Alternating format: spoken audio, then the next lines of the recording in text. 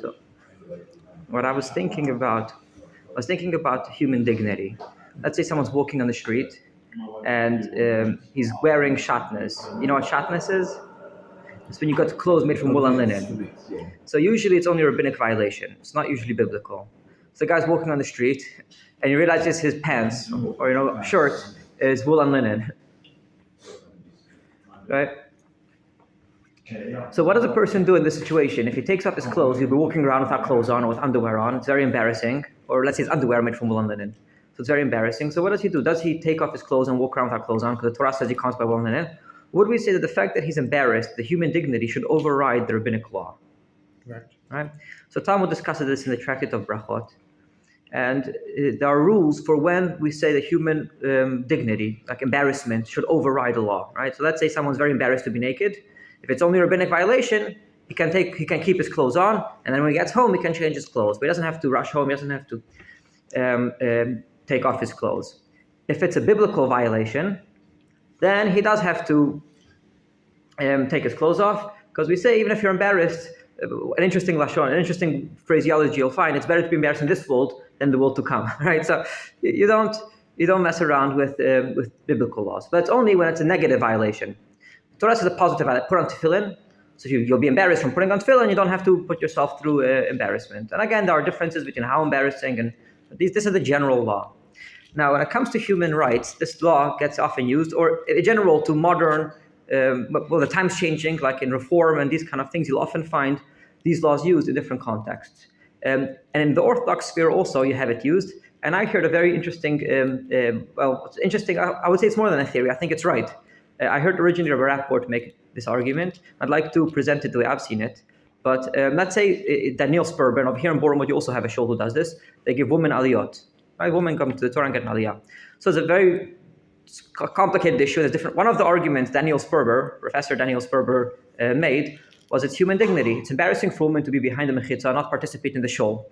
So it's embarrassing. So by giving a woman an aliyah, you're making them feel equal. So there's a human dignity being affected. Right. Because by giving them an aliyah, you're giving them human dignity. And human dignity should override the law, which doesn't allow women to get aliyot. Now, that's the original thesis that was presented. Amongst many other arguments, that was an argument raised. And then Aryeh and Dov Frimer, they're Israeli, they're Orthodox.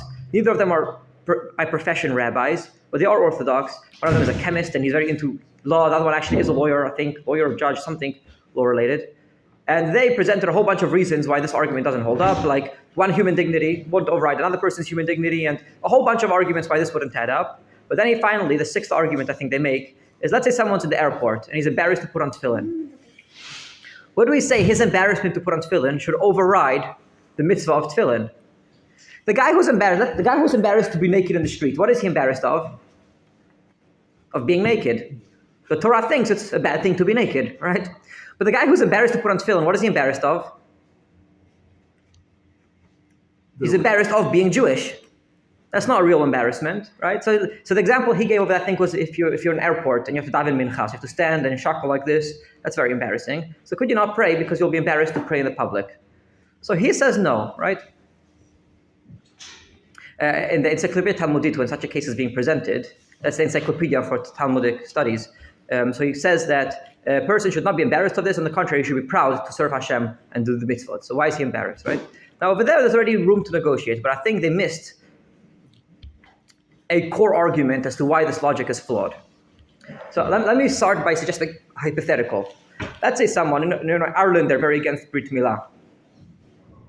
Yeah. What happens if you've got an Irish Jew and he says, you know what, I think it's against my son's human dignity that he's going to be circumcised, right? Circumcision, it's a mitzvah. I mean, let's not get into the parameters of it. Let's just assume for now it's only a mitzvah, a positive commandment, right? Well, the human dignity of my son should override his obligation of circumcision. What would you say? Well, again, human dignity should override a positive commandment, right? Right? Now, what I'm asking is, Brit Milah is a positive commandment. So if human dignity overrides positive commandments, shouldn't your son's human dignity that he shouldn't be circumcised, shouldn't that override the biblical commandment? embarrassed. I think the very act of circumcision is wrong. I think it's wrong to get a circumcision, like people in Ireland. I think the human dignity of having the pleasure or whatever the argument, I'm not an expert in this debate. The person's going to tell you, I think it's inhumane to do Brit Milah, and therefore I think that halacha would allow you to not get a Brit Milah because human dignity should override the mitzvah. So where do you think is the flaw, the halachic flaw in that? You don't think you have the right to argue with the Torah? No. That's the problem? Yeah. Okay. No, I agree with you 100%, and I think you're trying to say a similar thing to the argument I will be making. Okay. Yeah. Now, before I get into the parameters of women getting aliyot, why they shouldn't get an aliyah, what's the problem with them getting an aliyah, I want to pick another example. I saw someone doing this. One spoke about women's hair covering. So there was in many communities, married women didn't cover their hair, which is a mitzvah. Women have to cover their hair. So the question arose: if women don't cover their hair, could we just abolish this law?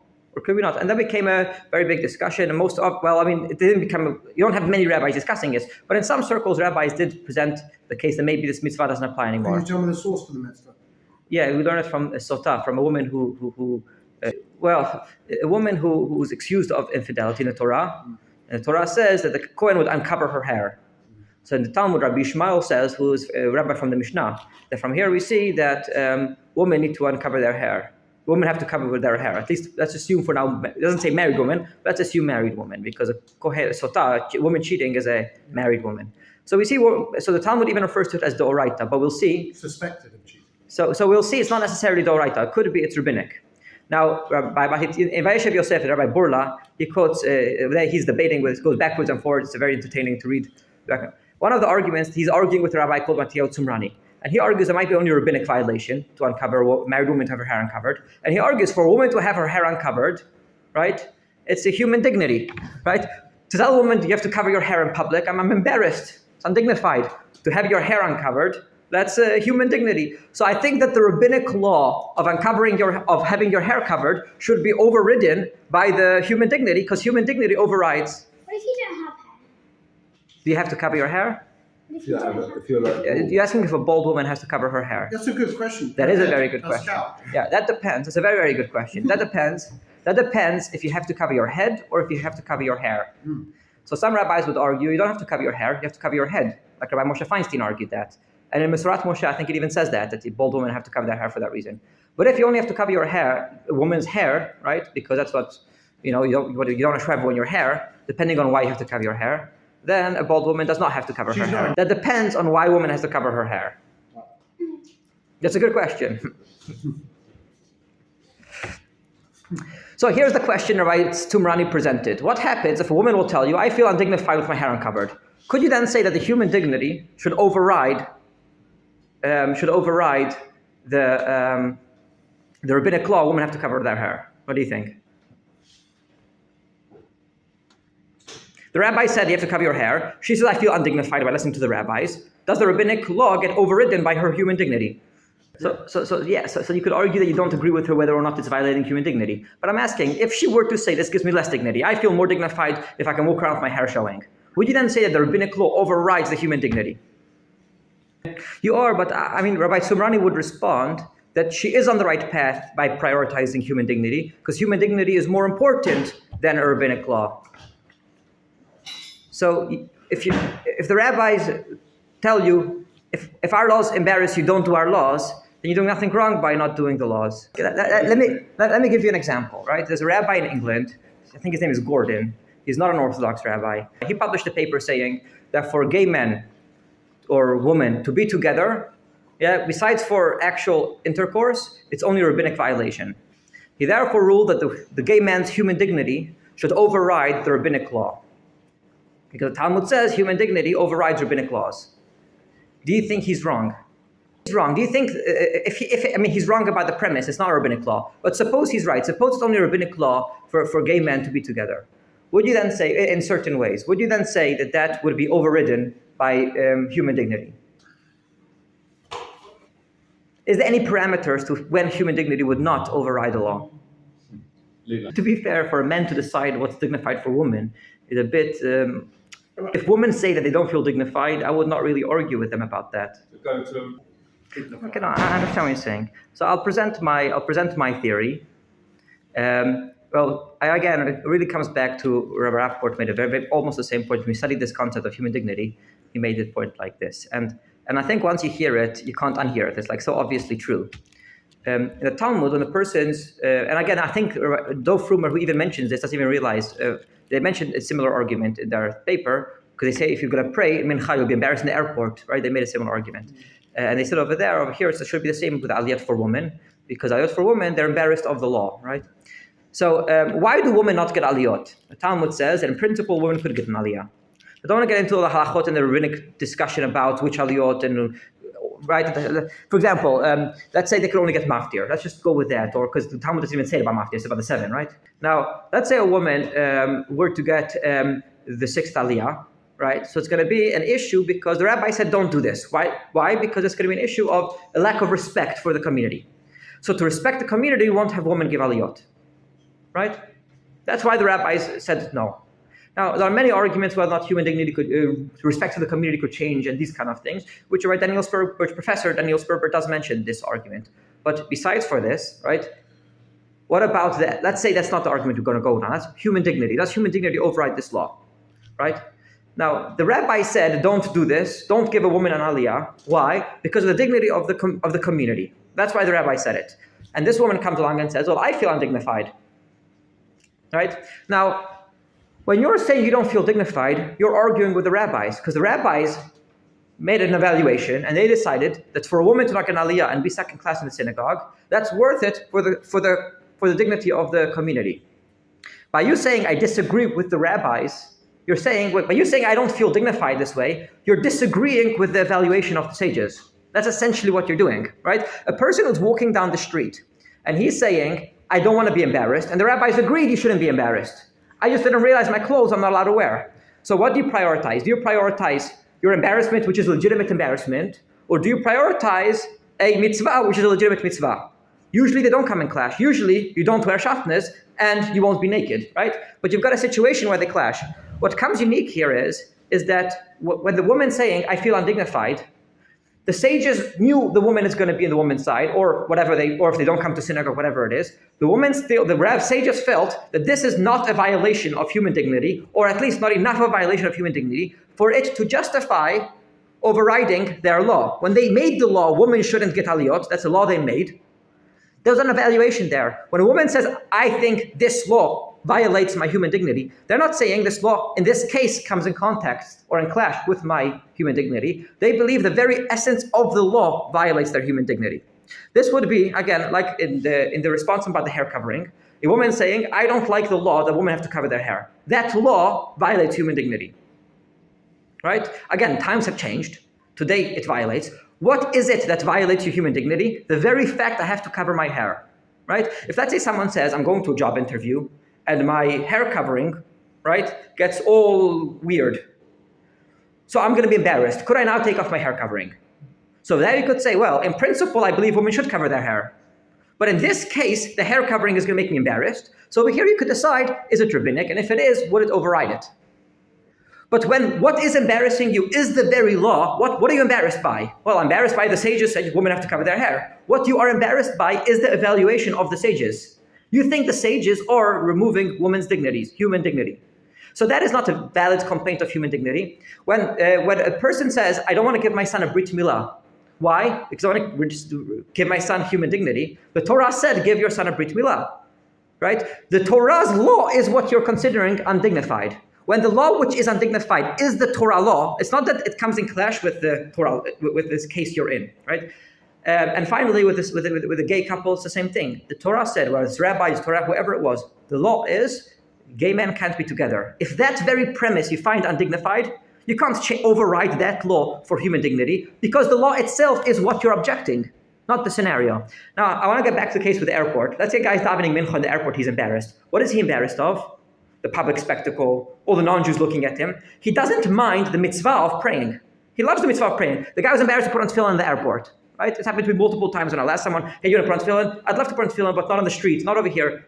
They don't have a problem with the mitzvah. They're embarrassed of the situation. They don't want to do it in public, right? So in this case, you could argue maybe it's different. But when someone says, I find it embarrassing that the Torah says put on tefillin, You find the mitzvah itself embarrassing. You think that the fact that gay men can't be together, that is an objection you have. Your objection is that the women should cover their hair. Your objection is that women can't get aliyot. The law itself is what you're finding undignified. Your problem is with the law itself. So you can't say the law came in clash with human dignity. You're saying the Torah is undignified. You have a problem with Judaism. So people are entitled to have critical thinking. People are entitled to not like Judaism and raise the concerns to their local rabbis and debate it. People are entitled to. But the Jewish law, the legal system, will not recognize your complaint against it and therefore override it, right?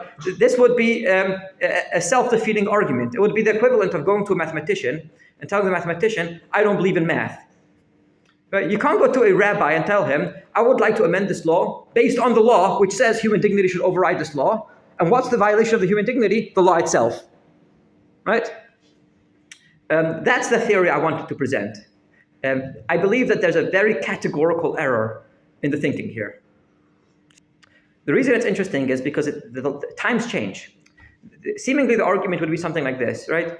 1,000 years ago, it was not undignified for women to cover their hair. The times have changed. Today it is undignified, right? So he's thinking the same as aliyot. A lot of these things, now they're undignified, so now we should override it. But I think he's missing the categorical error, which is that the law itself is what you're finding undignified. And you could never find a law itself undignified. You'd have to find a reason that the situation is undignified, not the law. Well, there are plenty of things in Judaism which are undignified, which seem undignified. Go The fact that gay men can't get married. That's the example I went with. Things in Judaism which are just undignified, which we do every year. What about getting drunk on Purim? Okay. Yeah, but that's not a law. Those are just customs. Right, so You don't have to, and that could be abolished. That's absolutely fine. And that could be abolished. I'll give an example for this. That's undignified. I'll give an example for this. There's a mitzvah to go to war.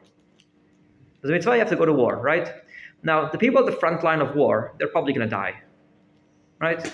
Let's just be realistic. So what if the guy in the front line calls the rabbi and tells the rabbi, well, there's a mitzvah to go to war. I have to go to war. But it's undignified that I'm first. Well, first of all, that's undignified. But more than undignified, well, not first, it's undignified to die. Dying is considered undignified. But furthermore, there's a mitzvah that says, well, actually, it's a good example. It says, I feel it's undignified for me to die in a war, and I'm going to die in the battle, I'm going to smell, I'm not going to be buried immediately, and who knows what. I don't want to go to war, which is only a positive commandment.